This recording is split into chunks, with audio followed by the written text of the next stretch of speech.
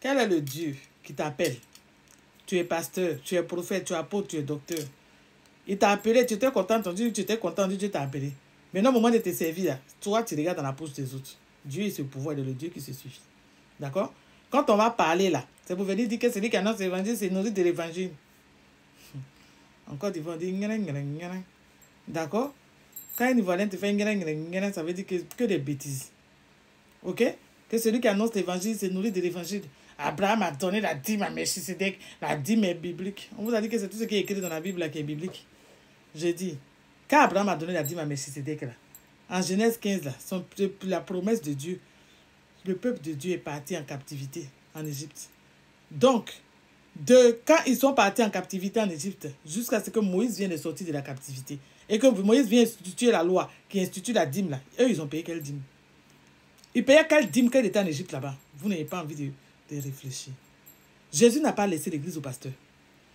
D'accord? Jésus n'a pas laissé l'église au pasteur. Il a laissé, il dit, je vous enverrai le consolateur, l'esprit de vérité. Ok? Jésus n'a pas laissé l'église au pasteur. Hein? Vous qui vous prenez pour Dieu et puis à cause de ça, on ne peut pas respirer là.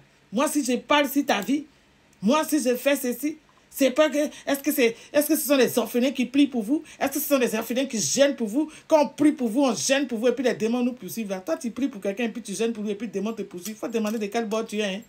D'accord? Qu'il faut demander de quel bord tu es. Parce que Dieu, là, quand il envoie quelqu'un, là, il est le Dieu qui se pouvoir. Ok?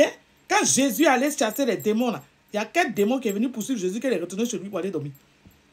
Hein? Quand Jésus poursuivait chassait les démons, quel démon est venu le poursuivre chez lui?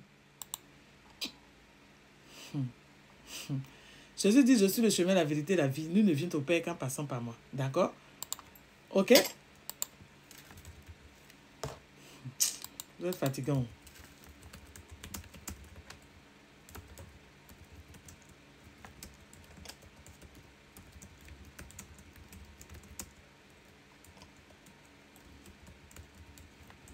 Jésus n'a pas laissé l'église à un pasteur. Ok? Il a laissé l'église au Saint-Esprit. Ok? Il dit à moi, j'ai prié le Père et il vous donnera un autre consolateur afin qu'il demeure éternellement en vous. L'esprit de vérité que le monde ne peut recevoir parce que le monde ne le voit pas et ne le connaît point. Mais vous le connaissez parce qu'il demeure en vous et qu'il sera en vous. D'accord? Jésus nous a laissé au Saint-Esprit. Ok? Jésus nous a laissé au Saint-Esprit. On va rentrer maintenant dans le verset de l'Anak. Ce verset-là, il se trouve dans 1 Corinthiens 9. Il dit, suis-je pas libre? Ne suis-je pas apôtre? N'ai-je pas vu le Seigneur? N'êtes-vous pas mon œuvre dans le Seigneur? Si pour d'autres, je ne suis pas apôtre, je le suis au moins pour vous, car vous êtes le sceau de mon apostolat dans le Seigneur. C'est là ma défense pour ceux qui m'accusent. D'accord? Nous n'avons pas le droit, n'avons-nous pas le droit de manger, de boire? N'avons-nous pas le droit de mener avec nous une sœur qui soit notre femme, comme le font les autres apôtres, les frères dans le Seigneur et s'effacent? Ou bien, est-ce que moi, seul et Barnabas, n'avons-nous pas le droit de ne point travailler? Qui jamais fait le service militaire à ses propres frères? Qui Dieu envoie et puis ne lui donne pas?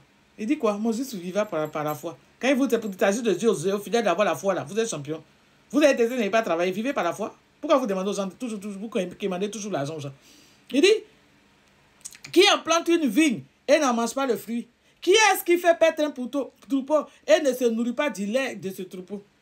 Il dit, ces choses que je dis n'existent-elles pas dans les usages des hommes? Paul n'a pas dit que dans la nouvelle alliance, là, vous ne devez pas travailler. Il dit, ces choses que je disais, ça existe dans les usages des hommes. D'accord? Est-ce que nous, on sait Dieu selon les usages des hommes? Non. Il dit, la loi ne le dit-elle pas aussi? Quand il est écrit dans la loi de Moïse, tu n'amuseras pas le bœuf quand il foule le grain. Dieu se met-il en peine pour les bœufs? Ou parle-tu uniquement à cause de nous? Oui, c'est à cause de nous qu'il a été écrit que celui qui laboure avec espérance, c'est celui qui foule le grain, le foule avec espérance d'y avoir part. Donc, allez-y labourer vos grains. D'accord? Et puis, allez-y travailler. Et puis, espérez que ce que vous allez produire comme travail là, Dieu va bénir et puis vous allez manger. D'accord? Servir Dieu là, c'est pas travail. Allez-y chez travail. Ok?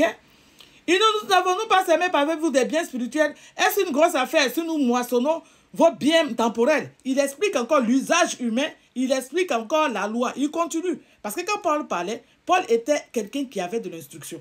Paul écrit ses textes, introduction, annonce du plan, thèse, antithèse, synthèse, conclusion. Si tu ne connais pas cette logique-là, il ne faut pas venir discuter Bible et les gens. D'accord? Si tu ne connais pas la logique là, il ne faut pas venir discuter la Bible et les gens. Parce que vous prenez la thèse, vous ne tombez pas dans l'antithèse, c'est comme ça que vous inventez des dogmes, c'est comme ça que vous inventez des hérésies, c'est comme ça que vous inventez des fausses doctrines. Et si d'autres jouissent de ce droit, n'est-ce pas?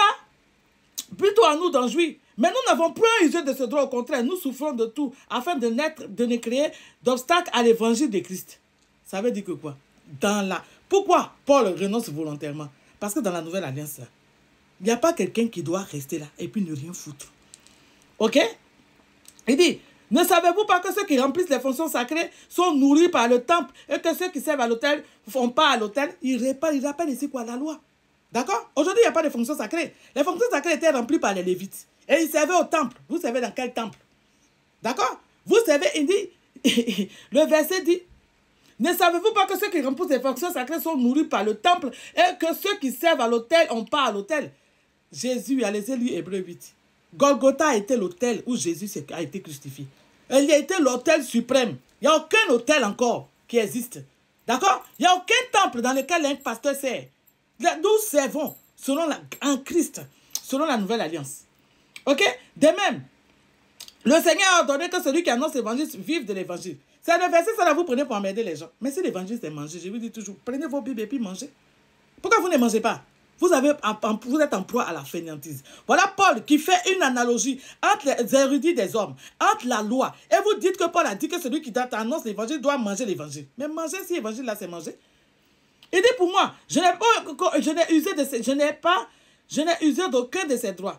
Ce n'est pas afin de les réclamer en ma faveur que j'écris ainsi, car j'aimerais mieux mourir que de me laisser voler ce sujet de gloire. Si j'annonce l'évangile, ce n'est pas pour moi un signe, un sujet de gloire, car la nécessité m'est imposée. Malheur à moi si je n'annonce pas l'évangile. D'accord? Quand on va plus loin dans la Bible, on dit, moi, Paul, apôtre du Seigneur, appelé non pas par les hommes, je paraphrase, mais par Dieu. Donc la nécessité d'annoncer l'évangile, ça a été imposé à Paul parce que Paul a été appelé par Dieu. Excusez-moi. D'accord? Celui qui est réellement appelé par Dieu, l'annonce de l'évangile lui est imposée. Il dit, si je le fais de bon cœur, j'en ai la récompense. Mais si je le fais malgré moi, là, c'est une charge qui m'est confiée. Quelle est donc ma référence? C'est ma récompense. C'est d'offrir gratuitement l'évangile que j'annonce sans user de mon droit de prédicateur d'évangile. D'accord? Le droit de prédicateur d'évangile, là, Paul a fait l'analogie dans l'ancienne alliance. Il a fait l'analogie dans les rudis des hommes. D'accord? Ce n'est pas quelque chose qui est présent dans la nouvelle alliance. Raison pour laquelle, quand on va lire 1 Pierre 5, 1 Pierre 5, il dit, voici les exhortations que j'adresse aux anciens. Parmi vous, moi, anciens comme eux, et témoins des souffrances de Christ et participants à la gloire qui doit être manifestée. Percez le troupeau de Dieu qui est sous votre garde, non par contrainte, mais volontairement, selon Dieu, non pour un gain sordide, mais avec dévouement. Vous pressez Dieu là, pour un gain sordide. Et vous dites que Paul dit que celui qui annonce l'évangile se nourrit de l'évangile. Il y a dit l'instruction là, c'est quelque chose qui est important. Hein? Quand on fait une analogie, quand on fait un parallèle, vous prenez la thèse là, et puis vous dites que c'est l'antithèse. C'est la conclusion. Pourtant, Paul dit que sa récompense c'est d'annoncer gratuitement l'évangile. D'accord? Raison pour laquelle Jésus a dit, vous avez reçu gratuitement, donnez gratuitement. Est-ce que vous avez reçu gratuitement, donnez gratuitement? Vous venez à l'église, on paye ça, que vous envoyez maintenant dans vos bêtises, et puis après, on ne peut pas respirer là. D'accord? Il dit, non comme dominant sur eux. Il dit, personne ne trouve pas de Dieu que sur votre bonne garde. Non par contrainte, mais avec dévouement, avec volonté. Selon Dieu, non par un gain sordide, mais avec dévouement. D'accord? Non comme en dominant sur eux. Non. Il dit, lorsque 1 Pierre 5, verset 4, et lorsque le souverain pasteur paraîtra, vous obtiendrez la couronne incorruptible de gloire. Quand on lit aussi 1 Corinthiens 9, Paul dit, ceux qui courent là, courent pour remporter le prix, non pas pour un gain sordide, mais pour une couronne incorruptible. Voilà la récompense de tous les pasteurs. La couronne incorruptible. Et que c'est Christ qui va les récompenser quand il paraîtra. Ne donnez votre argent à personne parce que ce n'est pas à vous de vous prendre soin d'eux.